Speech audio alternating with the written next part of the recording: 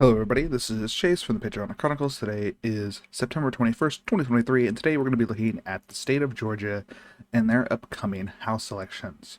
They have, well, we're on Indiana. They have 14 seats up for this session, and we're going to just basically look at everything and see what's going to be close, what's not going to be close, and what else is going to happen. So the first seat we're going to look at is Georgia's ninth.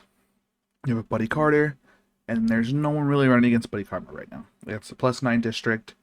Georgia's first. We open up the first district. It's this bottom right one right here. It's probably going to be safe for Republicans.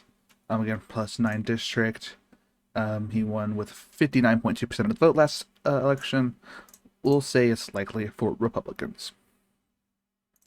Takes us to Georgia's second with Sanford Bishop, who has not declared that he's going to be running again.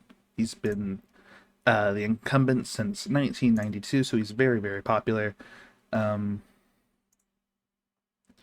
be elected in a Democrat +3 district and being there since 1992. Of course, it's probably not always been Democrat +3, but you know, that still proves that he's popular. Georgia's second encompasses the left side of Georgia, the west side of Georgia. People are saying it's solid blue. I'll say it's likely blue. If Bishop does not run again, the election gets a lot closer, but that is to be foreseen. That takes us to the third. Drew Ferguson's the current incumbent. Jim Bennett has declared, but Drew Ferguson has not declared that he's running again. But looking at campaign finances, also looking at Sanford, he's raised money, so I'm pretty sure he's going to be running. Ferguson has raised a lot of money. I'm sure he's going to be running again. The third district encompasses the west side of, well, west of Atlanta. It's probably going to be safe for Republicans, so I'm going to characterize it as so. Takes us to Georgia's fourth, which is currently held by incumbent Hank Johnson, who has not declared he's running again. There's no one who's really declared he's running again, but Hank Johnson has raised about $150,000. Probably most likely going to run. It's a Democrat +27 district. We'll also cover Georgia's fifth with Nikema Williams in here. None of them have declared they were running again, but they're both most likely going to run in again. And if they're not, it doesn't matter. Georgia's fourth and fifth. So Georgia's fourth and Georgia's fifth, which are this part of Atlanta, that part of Atlanta, they're both safe for Democrats.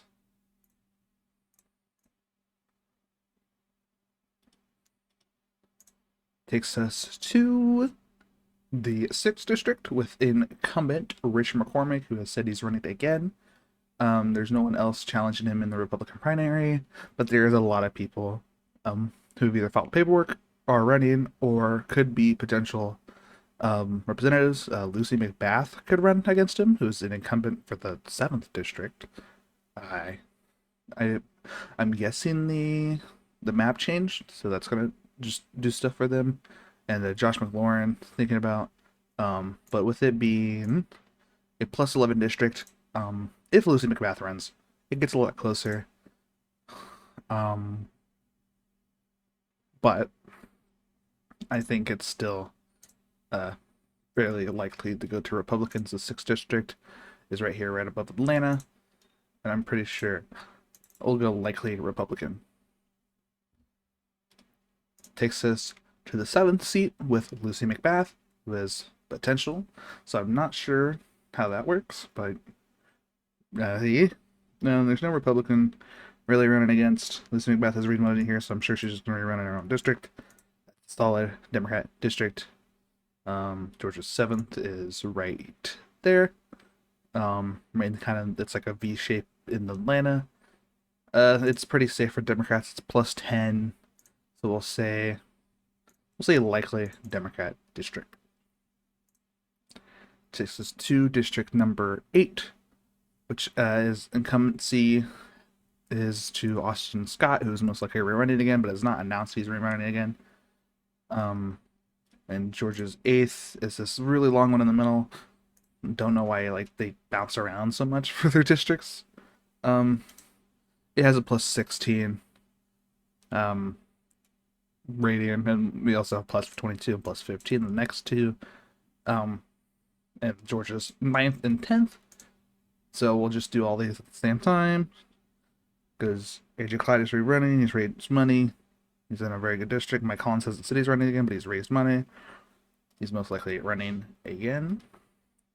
So Georgia's 8th, Georgia's 9th, and Georgia's 10th will most likely all be safe Republican. So it's here. No, that's the 10th, the 9th, and the 8th. All will be safe Republican seats.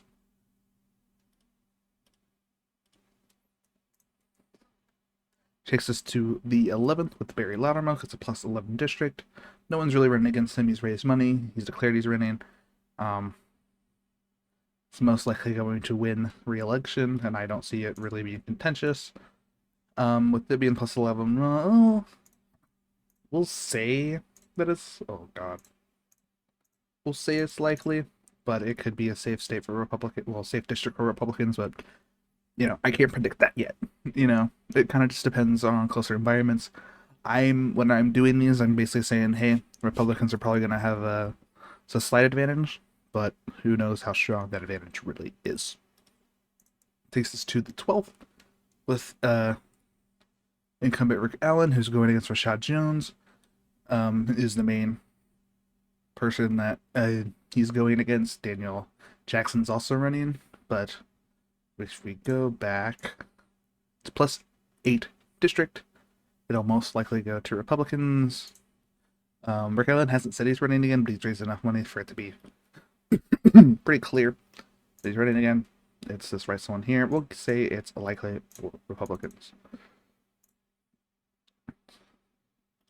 Takes us to the 13th district, which is on the suburbs of Atlanta. This one right here. Again, don't know why they bounce around. It's a plus 20 district. David Scott's running again. It's a safe Democrat seat. That takes us to the final one in the state of Georgia.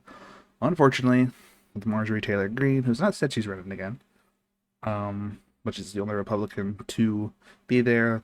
Look how much goddamn money she's raised, and it's such a strong Republican seat, plus 22 district.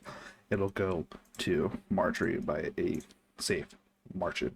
So it takes the state of Georgia out of the 14 districts that are in the state of Georgia. 5 go to the Democrats, 9 go to the Republicans. Kind of stays the same as it currently is. They're very polarized seats. The closest one is Sanford Bishop, but again, he has to be super popular. I just don't see him losing that seat. But I hope you guys enjoyed the video. Don't forget to comment, like, and subscribe, and I will see you guys in the next video. Bye.